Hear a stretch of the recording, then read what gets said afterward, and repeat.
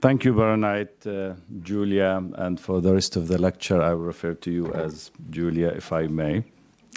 Thank you for writing us a timely book, sensitive, thoughtful, important, raises many questions on the agenda. Sometimes I agree with you, sometimes I don't, as you can imagine. And thank you, Shai, and thank you, Van Leer, actually, because it's not taken for granted these days that one can run such a panel. I think it's probably more easy to do that in Jerusalem than to do that in other capitals in Europe. And this is probably says something about the fragility of Jewish existence abroad, but about a different existence in this place. And my comments and my remarks, though I trained as a lawyer and in part as a philosopher, are basically political. I'm speaking from a very specific place as a Palestinian, from a specific time, which is 2020, a time after the passing of the Basic Law. I don't have to say anything about the law. I think everybody knows what this law is. After 2 election campaigns where Prime Minister and ministers freely on TV, on prime time, inciting against Arabic Knesset members and the whole Palestinian population, I'm speaking and writing and giving this talk at a time that Israel clearly says that it abandoned the two-state solution, that it's considering to annex the West Bank. They say that bluntly, openly, publicly, without any comment, without any real reaction from public opinion in Europe and the US. This is the place from which I'm talking. We're not after Dreyfus now. We are in 2020, and I'm speaking from this specific place. And allow me, against my habit, I wrote my lecture given the fact that any Palestinian potentially is anti-Semitic, so I decided to put it on writing. This is not to you, Julia, of course. So in the following, I want to suggest some comments. Some are related to the book, some are not. Then to pose some questions and end by an attempt to offer few answers to the questions that are raised by the book. In many parts of the book, I agree with Julia. I identify with the feelings of distress, anxiety, fear, danger, and sense of persecution. Many of the events and incidents couldn't be explained without resort to the idea of anti-Semitism, in fact. From the position of a fragile minority belonging to a nation of refugees and stateless people, it is but natural to understand and identify. At other places, I identify less with the deployment of anti-Semitism, and at other times, I simply did not identify. And I tried to make sense of my different reactions, and here is my very short conclusion to my different reactions. Here is my conclusion. My reaction is a factor of time, place, and power. In terms of place, I most identify mainly, but not only, when Julia mentioned cases, incidents, events against Jews in Europe and other places.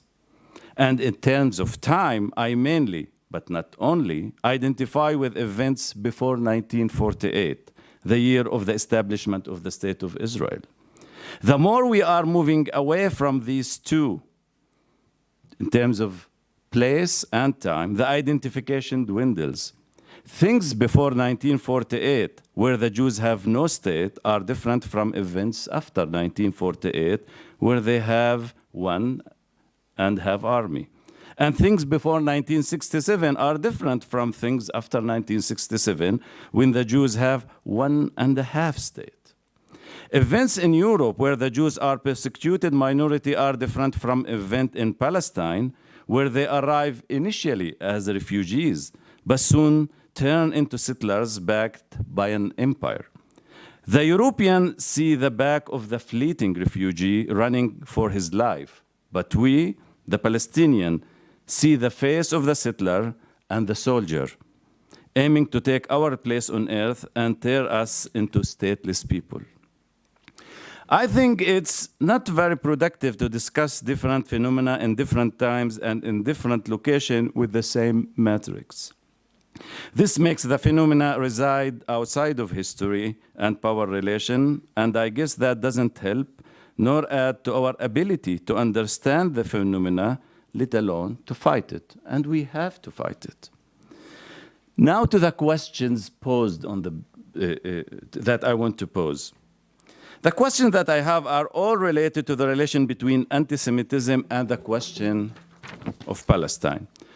In the book, Julia, you make several assertions, and it would be helpful if you expand, not only you, but anybody in the audience, expand on some of these assertions in order to open the debate and clarify its terms. For example, you mentioned that a reasonable criticism of Israel is clearly anti-Semitic. Then you add, but there is a real concern about questioning its right to exist or using explicitly anti-Semitic language about it. End of quote. I don't deny that there is a lot of anti-Semitic language and images about Israel, but I want rather to focus on the issue of questioning its right to exist and really to pin that down.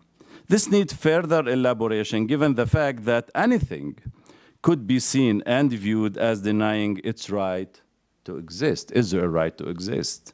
I mean, one of the questions, where is Israel? I don't think anybody can have an answer to the question, where is Israel? Is the settlements in the West Bank, is that Israel? Here are some questions in this regard. In what sense a state has a right to exist, and what does this existence exactly mean? Is the right to exist means the same thing as the right of a Jewish people to exist in security as a nation in Palestine, Israel? Is South Africa, after the fall of apartheid, is the same state as the one that existed before? Did South Africa cease to exist when it granted one person, one vote, and thus brought apartheid to an end?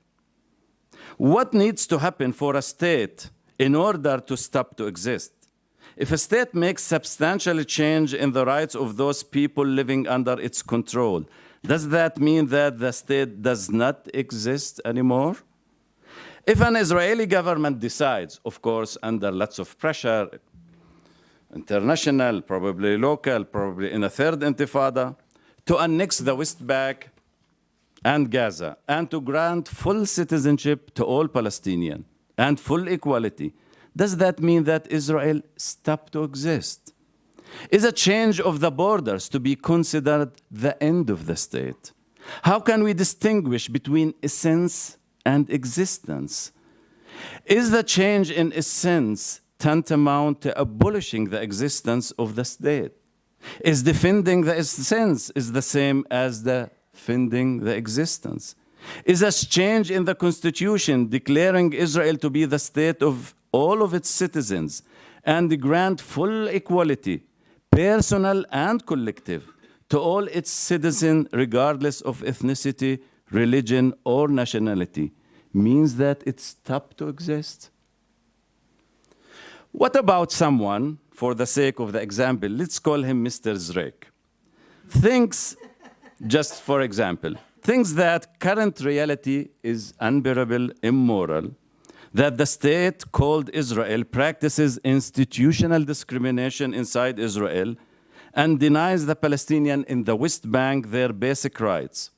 Zreik thinks as well that the two people in Palestine, Israel, deserve the right for self-determination and cares about their well-being and their future, their safety and security as collectivities and as individuals, but thinks that the two-state solution is dead due to the expansion of settlements and that the only solution viable is one binational state.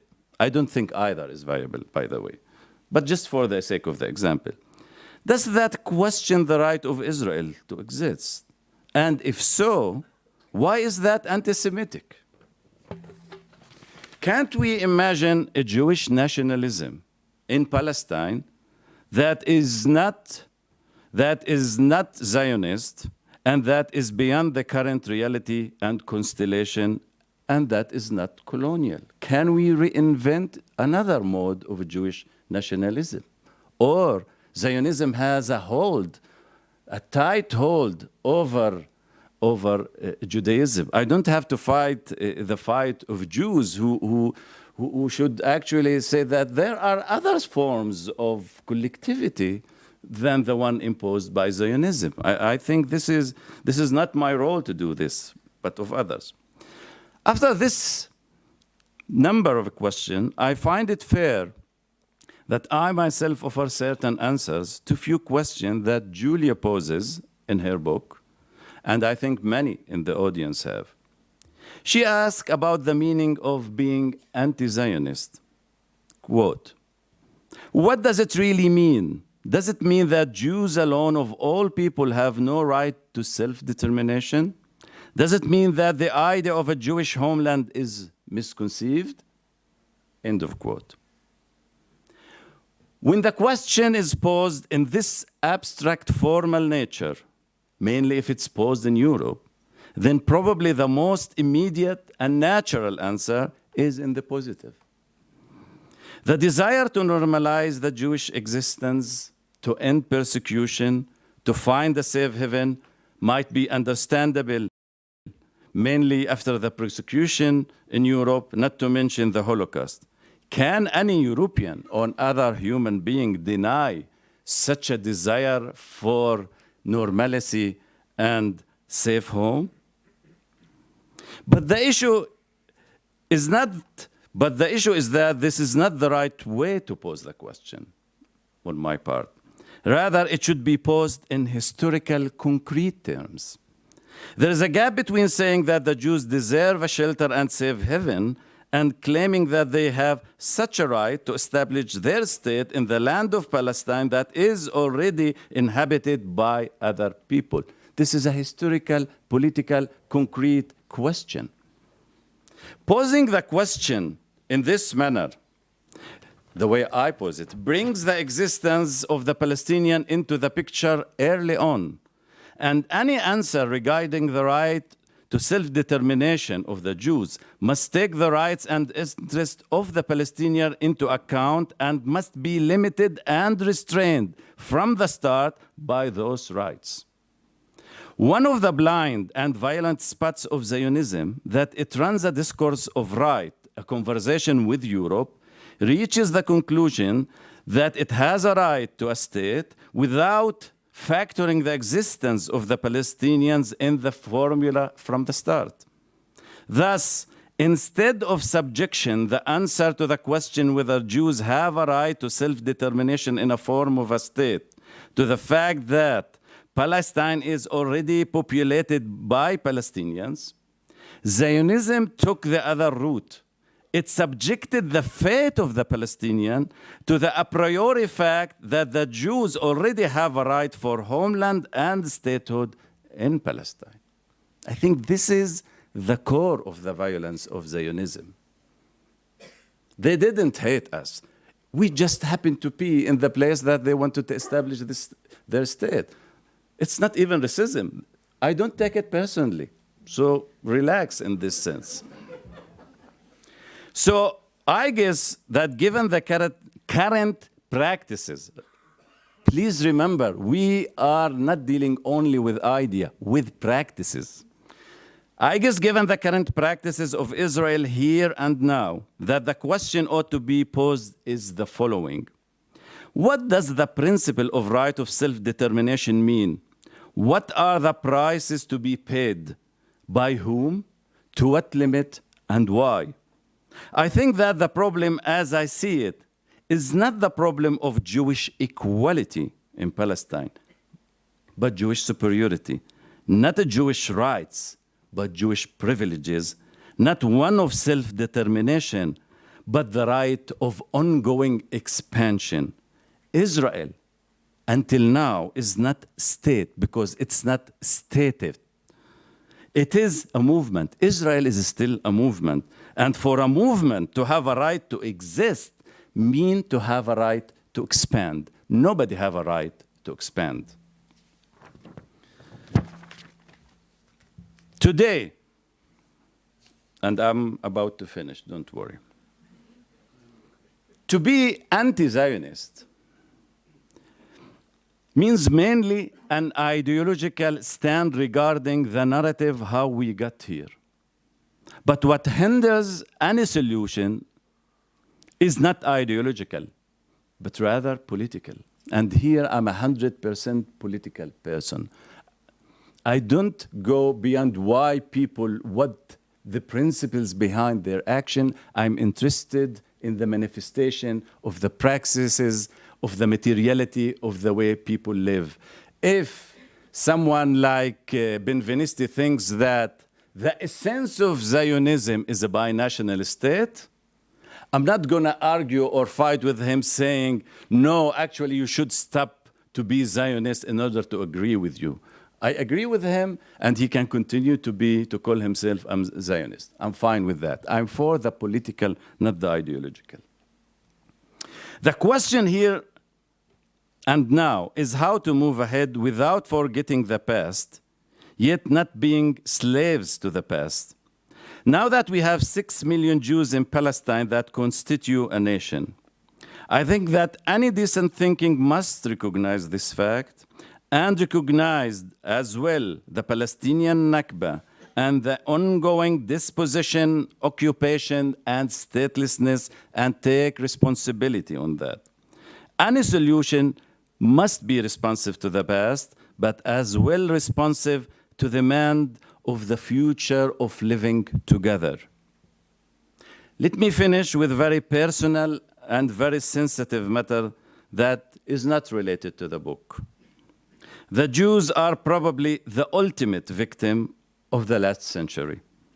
Being a victim, a recognized and witnessed victim, accumulates lots of symbolic moral capital and moral power. But moral power is like any other form of power. One ought to know how, when, against whom to deploy it. And like any other form of power, it comes with responsibility as well. Using and deploying this power against white supremacist, chauvinist political leaders, racist head of state is one thing, but to use it against the people of refugees, stateless, and under occupation, struggling for their independence and freedom is quite another story. The fight against antisemitism ought to be part and parcel from the fight of humanity for freedom, equality, and emancipation.